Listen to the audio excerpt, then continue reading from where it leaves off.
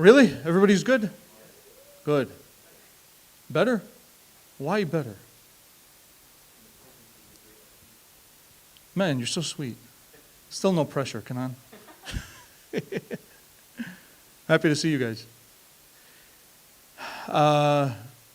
Tonight's a one-man show. Usually the Dearborn open mic, I invite a bunch of different people up here to come and speak and share their poetry, their words, their talent, and it's people that come from all over our community, and we see all sorts of different talents. But this time, I wanted to take a moment to just kind of have a bit of a heart-to-heart with my community, because when I'm down, it's always been the case that the people closest to me are the ones who understand how to comfort me. And sometimes it's not really what we say or what we do. It's just the fact that we can be together in one space.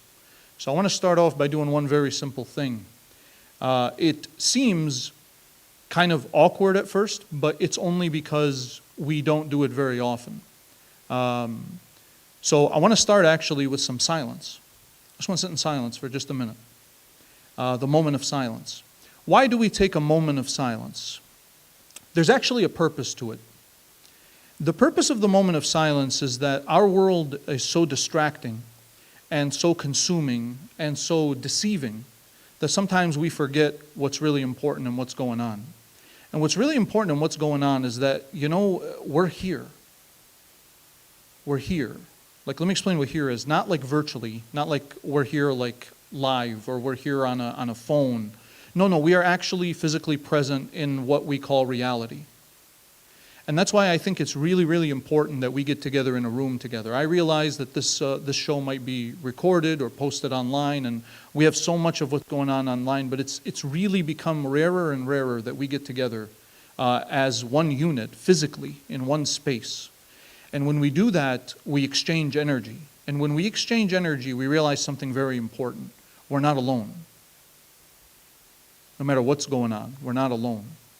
And I think one of the reasons I really pressed everyone I could to come out here tonight is because I want one more space where we can be not alone. So I want to start with just a very simple moment of silence. And the purpose of the moment of silence is let's just sit here and listen. And what are we listening for? For each other. We're listening for our presence. We're listening for the fact that we're here. And here is a really good place to be.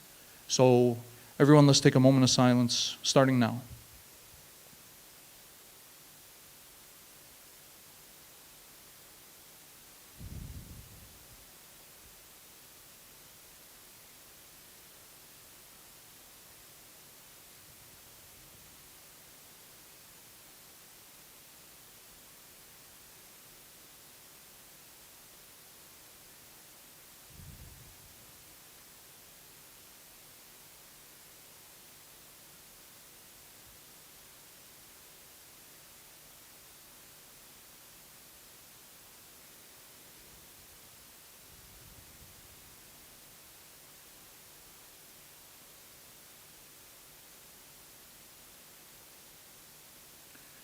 When we're silent, we can hear each other. Like we can hear each other's minds, each other's souls, each other's spirits. We can't do that virtually. Virtually, we have to resort to our senses, and unfortunately, our senses are very easily deceived. We know that.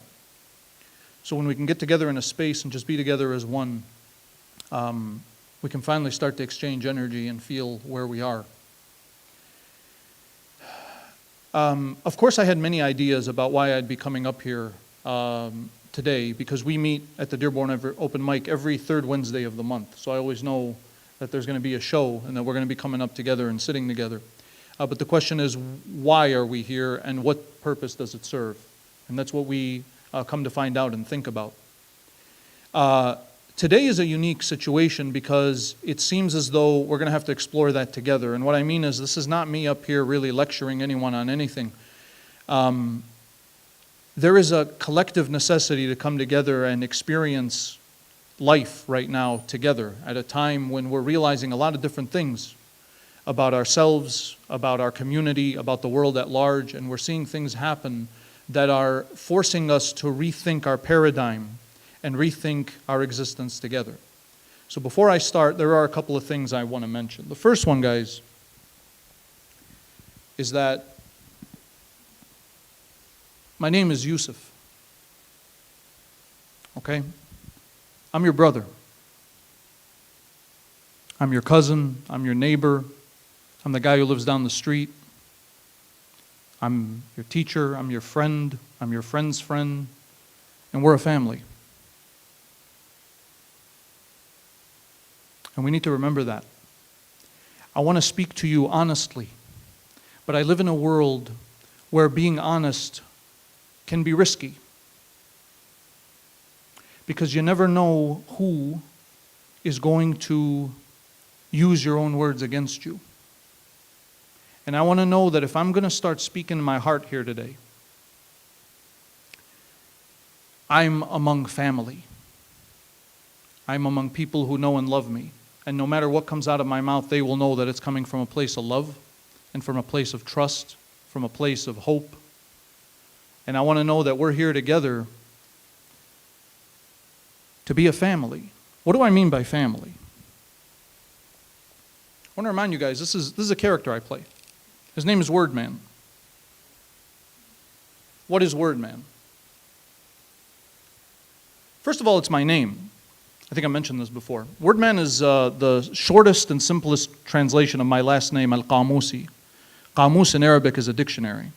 And this name isn't really it's not my actual last name. It was actually became sort of a nickname that was passed down through my family. It goes back to an ancient great-great-grandfather of mine who was a university student in a place called Najaf. And in Najaf, they have a university there where they specialize in the study of the Islamic religion. And he was very skilled in language and linguistics, so much so that they started saying, they stopped calling him by his name, his last name, and started saying, hey, that's the guy who knows all the words, or that's the guy, the dictionary guy, Al-Qamusi. Or as we might say today, the word man. That's the word man. And they called the son the word man, and they called that guy's son the word man, and eventually it got passed down over here, all the way, over the generations to my grandfather. And after my grandfather had 3 sons. And those 3 sons, were born and raised in Iraq. And then Iraq changed. It changed very suddenly. Very suddenly. It became a place they couldn't recognize anymore. And during that time, it was such a drastic change that they were forced to change their entire way of life. And my father, being the youngest of 5 children, but of 3 boys, was forced to leave his home and seek a home elsewhere. And the home he sought elsewhere wasn't good enough for his kids, so he tried to find an even better home. And at that time, he was able to find a way to come to this country, here in the United States. But he said, I don't want to be too far away from home. So of all the places he could have lived, he picked Detroit, Michigan. I still tease him about it. I'm like, Florida? California, Dad? There aren't Muslims and Arabs in California? No, we came here. It's a common story. I think it's the story of almost all of us. And as we go on through the generations, I think a lot of us, our children, our family, our community are starting to lose sight of how we ended up here, what our story actually is. We are in a home away from home. And unfortunately, sometimes we are reminded with great shock of that reality. Things happen that remind us that as home as this is, there are other homes. Homes are transcendent. Homes are spirits. Homes are people. Homes are places that never go away. And even some of us who've never been back home, we resonate so much and so strongly with what's going on at home, wherever home is. We feel pain here and we feel pain there. I consider myself very fortunate for one thing that happened to me when I was younger, which is that I was introduced to the magic of words. And what makes me the word man is not so much that it's my last name, it's that I was very lucky that even against my will, I was able to receive the magic of words and to learn what they're really for.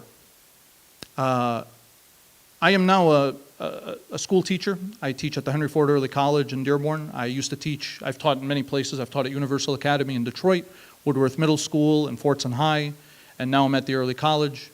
I've been a teacher for 15 years. I'm 36 years old. I was 21 the first time I started teaching, and I taught seniors. So imagine that. I'm 21 years old. My students are 18. They did not take me seriously at all. In a couple of years, I'll be old enough to teach their kids, because they have kids. You know, many of them got married young and had children, and now they're successful business owners, they're entrepreneurs, they're pharmacists, they're doctors, they are business owners around the community. It's incredible. You know, everywhere I go, I see somebody I know. It's remarkable. And now that we're at a new generation, pretty much, I'm pretty much teaching the kids of my friends from high school. That's who's in my class, you know. Now that we're there, a week like this happens, and I start to watch something happen that I was talking about to a colleague just today. I was taking a walk outside today because we finally got some sun. And I walked by a colleague of mine, a teacher who works with me, who I went to high school with, and now we teach at the same school. And she didn't look good. And I said, "You all right?" She said, "No." So what's going on? You guys know what's going on. And she said, the same thing happened to us. And I remembered Tuesday, September 11th, 2001, when I was 14 years old. It was the first half day of high school. They let us out early, even though it was a half day. I was walking out of school, and one of my neighbors, he was a student with me at school, he came out and he said, "They're attacking America." And we were like, "You idiot." You know, like we were just coming out of school. We got home, and I remember walking into my home, and my mom was screaming, "Explain to me what's going on over here." And I sat down, and there was some smoke over New York City. And she said, "Of all the days, your dad decides to go downtown for some seminar or something. I don't know what the heck is going on, what's going on." And we're watching TV, and we saw a plane fly into a skyscraper. And we said, "Look what they're doing to our country." And we said, "Look what they were doing to our country." That was the first grief. You know what the second grief was? When we went back out into the world and said, "Look what they're doing to our country," people said to us, "Yeah, look what you're doing to our country." We said, "What do you mean?" They said, "You did this." So who's you? They said, "You." And the faces and the names showed up. And there was this moment that W.E.B. Du Bois calls double consciousness. He was a great thinker for the African American community. His philosophy helped the slaves free themselves, and eventually helped inspire the civil rights movement.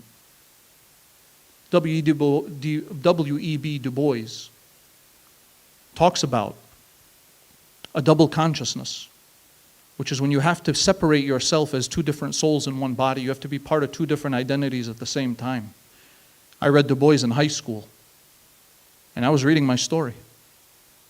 15 years later, I'm watching my own students in my classroom and in my classrooms of all my colleagues, and there are colleagues in this room right now, many of my fellow teachers, wondering what the heck is going on.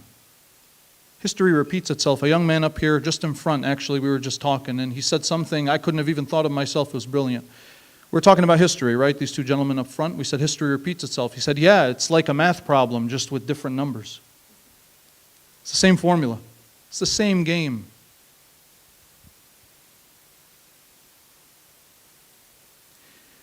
It reminds me that we're not so different at all. We may think we're different to each other. We're not different. We're the same thing. Today it's Palestine, but yesterday it was Yemen, and the day before that it was Iraq, and the day before that it was Lebanon, and Algeria, and Libya, and on and on and on. And even when it's not that, I've noticed something about our community. Any suffering inspires sadness in us.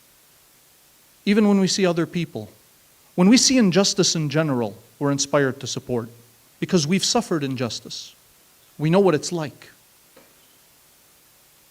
The oppressed resonate with us because we've been there. The question is, how many times are we going to repeat this formula? How many times are we going to repeat this formula? Am I going to watch this next generation of children go through the same traumas that me and my brothers and sisters went through? How do we change it? This is a bold thing to say, but I think I have the answer. We change it with words. We change it with stories. What's our story? You know what I realized watching the world the last few days? They really don't know our story.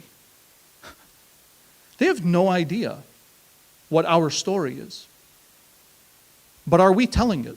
And if we are, how are we telling it? How do we tell our story? Storytelling is what survives a civilization. I'll tell you what I mean. Any of us can name a Renaissance artist, but we can't name the politician who was alive at that time. We can't name the institution that funded that artist.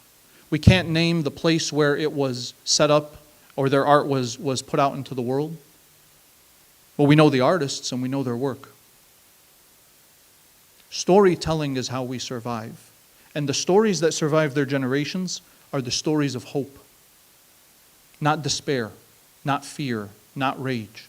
They're the stories of people who went through it all and still got up and survived. You know, on any given battlefield, there's just as much horror as there are miracles. And there's just as much despair as there is hope. Because there are people who find it in their hearts and in their guts and in their spirits to continue to work through that suffering. How do they do it? I want to show you guys a few examples.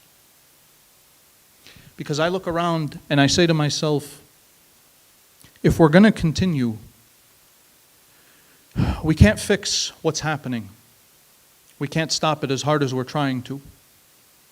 It feels like our voices are not heard. But what's going to survive is stories. And I'll tell you what I mean. I'll give you a few examples. In ancient African cultures, and even some modern African cultures, in the tribe, in addition to the king, they designate a member of the society who is called the griot, spelled the G-R-I-O-T, the griot. And the griot has one job. His job is to remember all the stories of his tribe and tell them. And so what they do is during special ceremonies, they get together, they light a fire, they make food, they sing and dance, and then the griot gets up and he tells the story of his people and reminds them of who they are. And they make sure there's always a griot in a tribe. It is believed that in a tribe, if you kill the griot, you kill the whole tribe. Because they lose their identity.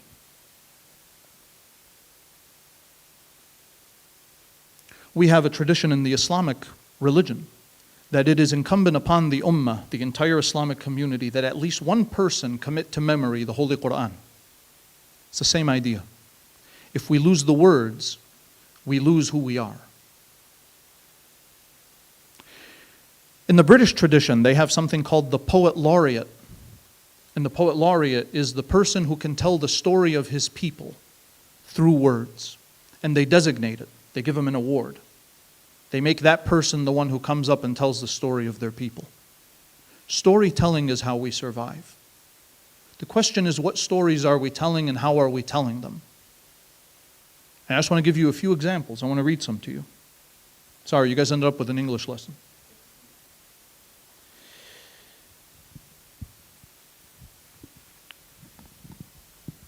This is a poem by Alfred Lord Tennyson. It's called The Charge of the Light Brigade. As I read this poem, I want you to realize that the way poetry is written is not so much that you're supposed to know who is being spoken about. You're supposed to fill in the blanks with your own imagination. So as I read this poem, what I'd like you to do is try to imagine what it could be talking about. I'm not going to say anything else. I'm just going to tell you it's called The Charge of the Light Brigade. And it's a poem about a battle. You fill in the blanks. That's really the magic of language, is you bring your own experience into the poem and you experience it. So I'm going to read this to you. Alfred Lord Tennyson's The Charge of the Light Brigade. half a league, half a league, half a league onward.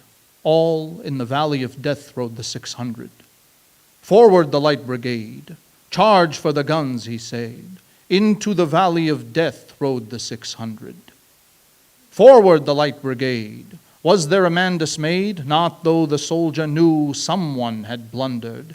Theirs not to make reply, theirs not to reason why, theirs but to do and die. Into the valley of death rode the 600. Cannon to the right of them, cannon to the left of them, cannon in front of them volleyed and thundered. Stormed with shot and shell, boldly they rode and well. Into the jaws of death, into the mouth of hell rode the 600. Flashed all their sabers bare, flashed as they turned in air, sabering the gunners there, charging an army while all the world wondered. Plunged in the battery smoke, right through the line they broke. Cossack and Russian reeled from the saber stroke, shattered and sundered. Then they rode back, but not the 600. Cannon to the right of them, cannon to the left of them, cannon behind them volleyed and thundered, stormed at with shot and shell, while horse and hero fell. They that had fought so well came through the jaws of death, back from the mouth of hell, all that was left of them, left of 600. When can their glory fade? Oh, the wild charge they made, all the world wondered. Honor the charge they made, honor the light brigade. Noble 600.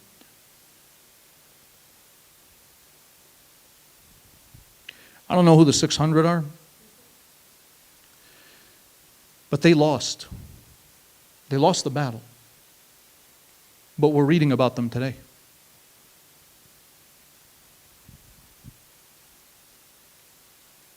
Losing is not the end. It's who tells the best story after winning and losing. There are a lot of winners we don't remember, and there are a lot of losers we do remember, because life is a game of winning and loss. When people were coming in today, I asked you what was the best part of your week. And, we got different answers. Then a young man up here up front asked me, what was the best part of your week? And the answer I got, the answer that came to mind was one I would not have said out loud, except for the fact that I have a responsibility to tell you guys the truth when I'm on stage. And the answer is, the best part of my week was there was a moment when I was finally able to cry. And I don't remember what day it was, because I don't know what day it is anymore. Probably Monday night or Tuesday night. I'll tell you what happened. I've seen more horror in a week than I've seen in my entire life. And I couldn't cry. I saw videos, I saw pictures, I saw memes, I saw words, I saw hashtags, I saw news reports, and I could not get myself to just push that emotion over the edge. And then I was scrolling, and I saw something that surprised me. It wasn't a photo, it wasn't a video, it wasn't an argument, it wasn't some idiot on the news. It was an illustration. It was a drawing of little babies with wings over the rubble. It was art. Art helped me cry.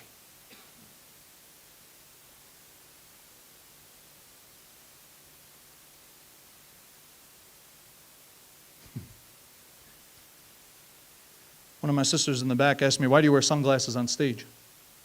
It's because I don't know when I'm going to cry on stage. It's because I don't know what's going to happen when I get up here. It's a big game of truth or dare for me when I come on stage, because I have a rule. I'm going to tell you the truth no matter what it is. But I don't know what's going to come out. I just know that I'm going to sit up here and tell you what's really going on. I'm very glad you're here. I just want to take a moment to pause and say I'm very glad we're all here. I'm very glad we're all still here. I'm very glad we're together in one room. Somebody shared with me maybe yesterday. They said, hey, I just want to give you a heads up. There's also a vigil happening during your show, Wednesday at 7. Just wanted to let you know. I said, thank God. I'm glad there's another place for people to gather. I hope there's 5 of these going on. I hope the whole town is full of people together in a room, experiencing, remembering, feeling, thinking, and sharing energy together. I want to take a moment, if we can, just a very brief second moment of silence. I want to feel the energy in this room. I want us to communicate with each other in spirit. I want to remind some of you who came in a little bit later why we're going to take a moment of silence. The goal of a moment of silence is for us to pause all distractions, to experience our energies together and to feel the collective as one. It's not supposed to be awkward. It really isn't. It's a moment to just feel that this room is full of people and it's full of energy. Something we can't experience virtually. We can't experience on our phones or on a screen. We can't experience anywhere else. Just everybody together in one room. So if we could, just a moment of silence together, everyone. Let's start now.